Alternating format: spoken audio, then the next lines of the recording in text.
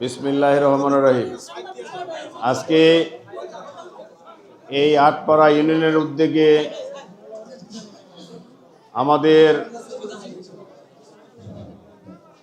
বাংলাদেশের এই 18 কোটির হৃদয়ের স্পন্দন, আমাদের বাংলাদেশের আপসের নেত্রী দেশনেত্রী বেগম খালেদা জিয়া দোয়ার অনুষ্ঠান, এই অনুষ্ঠানে উপস্থিত আছেন এই ইউনিয়নের সম্মানিত সভাপতি এবং শ্রীনগর থানার সম্মানিত সভাপতি, সাধারণ সম্পাদক, সিরাজদিঘা থানার সাধারণ সম্পাদক সহ এই আটপাড়া ইউনিয়নের বিভিন্ন পর্যায়ের নেতৃবৃন্দ, শ্রীনগর থানার সকল নেতৃবৃন্দ, আসসালামু আলাইকুম।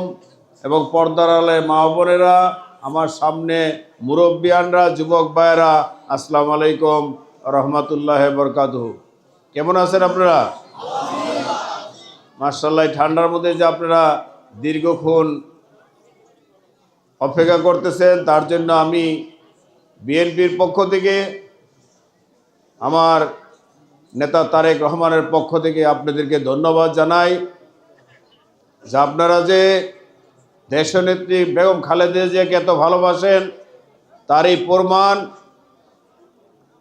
প্রায় 5টা থেকে নিয়ে এত ঠান্ডার মধ্যে যে বসে আছেন, তার জন্য সত্যই আপনাদের প্রশংসা না করে পারি না।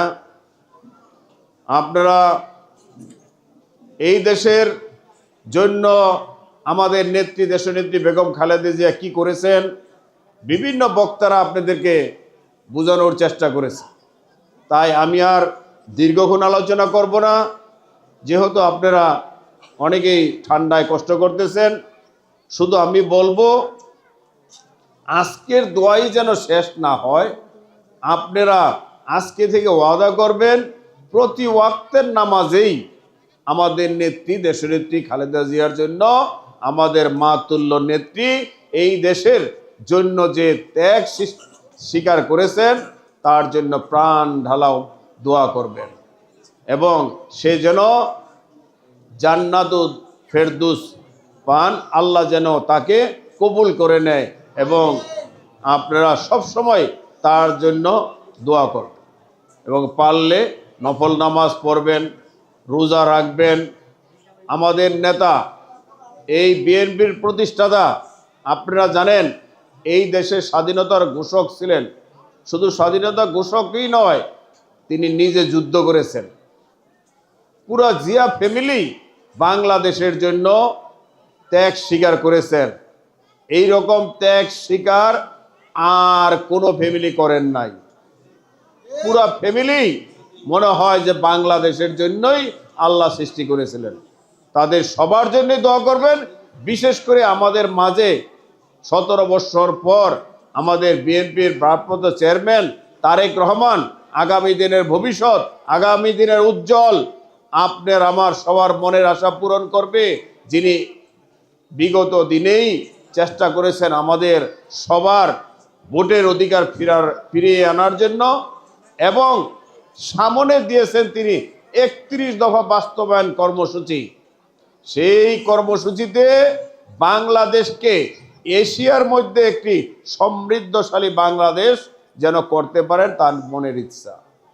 তার পিতার ইচ্ছা ছিলেন, তার মাতার ইচ্ছা ছিলেন, সব কিছু মিলেই তিনি চান বাংলাদেশের লোক যেন মাথা উঁচু করে দাঁড়াতে পারে, বাংলাদেশের লোক যেন কোথাও হাত না পাততে হয়, সবাই যেন নিজের পায়ে দাঁড়াইতে পারে, সবাই যেন কর্মসংস্থানের ব্যবস্থা করে দিতে পারে সবাইকে, এবং সবাই যেন ভালো থাকেন, শান্তিতে বসবাস করতে পারেন।